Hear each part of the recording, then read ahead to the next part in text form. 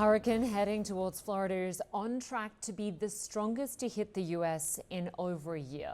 It's expected to make landfall Thursday evening, and experts warn Hurricane Helene could become one of the largest storms in the country in over 100 years, impacting not just Florida, but much of the southeast as it moves further north, including Georgia, North and South Carolina, and Virginia. Right now, it's a Category 1 hurricane, but it is expected to make landfall in Florida as a Category 4 storm with catastrophic winds of more than 130 miles per hour. That's more than 200 kilometers an hour. Helene is churning through the Gulf of Mexico, dumping torrential rain in Mexico and Cuba. The flooding you see here is just a taste of what's in store in the days ahead in the U.S. Evacuations are well underway in the state of Florida ahead of the storm's arrival. Hundreds of flights for Thursday have already been cancelled. CNN meteorologist Chad Myers has the latest on the hurricane and what the southern U.S. can expect.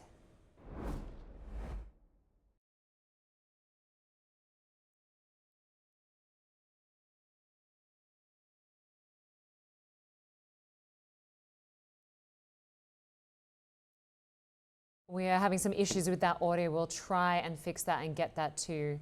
I just want to welcome Vincent Long, the administrator for Leon County, Florida, in the direct path of the hurricane's projected track. Good to have you with us. Thank you for having me, Linda. So if you could just describe what you're seeing right now as this hurricane intensifies and heads towards Florida.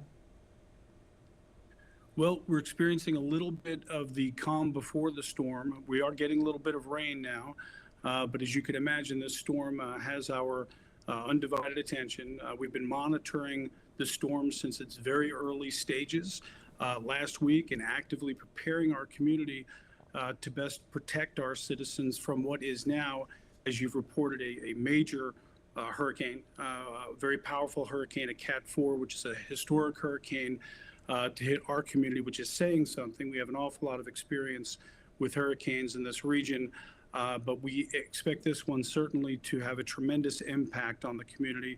But we're also hopeful that our citizens have heeded our guidance and have taken that to heart and have effectuated their plans. And we are as prepared as you can be for a storm of this magnitude. We've done all of our early coordination and communications, and within a matter of hours, we will brace for the impact of the storm. Soon thereafter, we will respond with conducting damage assessments, and that will be followed with rolling up our sleeves and doing the work of restoring our community. So at this point in time, it is expected to be a Category 4 hurricane when it makes landfall Thursday evening. What concerns you most, the ferocious winds or the potential of a huge storm surge? Well, we are not as vulnerable in our community to storm surge as our neighbors on the coast. Our coastline is about 25 miles away, which is not very far, but our community here is renowned for our tree canopy.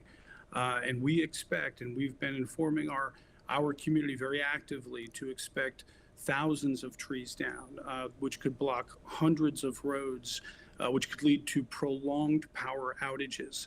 Again, so that is really what we are expecting to see here in our community, which could take a very long time for us to recover. So at this point in time, again, with really only hours and not much planning time left, we are informing our community, especially those who live in mobile homes, that if they have not evacuated, and we have a mandatory evacuation of mobile homes, but if they have not evacuated, to do so now and to avail themselves of one of our shelters that we've stood up throughout the community.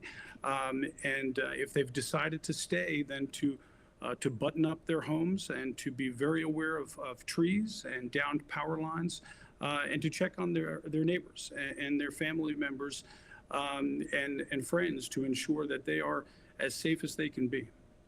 And how many people can be accommodated in those evacuation shelters? And do you know, in terms of the numbers, how many people have evacuated at this point in time? So far, we have a little over 200 in our 7 shelters. combined, and we could accommodate thousands of people in our shelters. So there's ample room in our shelters, and we will be able to accommodate anyone who is in need of emergency shelter. Florida, of course, as you mentioned, is used to experiencing hurricanes. How does this one compare to what you've seen in years gone by? Well, we really don't have a comparable to what we're seeing here. What we're seeing here is as you've reported, 130 mile an hour winds, up to 130 mile an hour winds, which again, since 2016, we have experienced the impact of 5 hurricanes. Helene would be the 6th.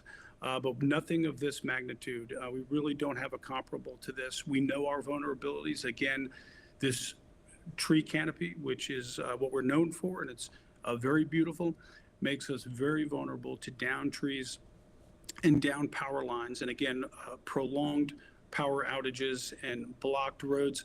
And people should know that, again, this could take some time. This may not be a sprint, but a marathon, and it's something that we've planned for, and we certainly have prepared for. But again, we could be responding to emergencies. We will be responding to critical infrastructure, and I think our citizens just need to know that, again, responding to individual needs and conveniences that we're used to. Again, this could be something that takes quite a while for our community to fully recover from. Yeah, it could be a few tough days and potentially weeks ahead. Vincent Long, really appreciate your time, and we wish you all the very best. Thank you, Linda.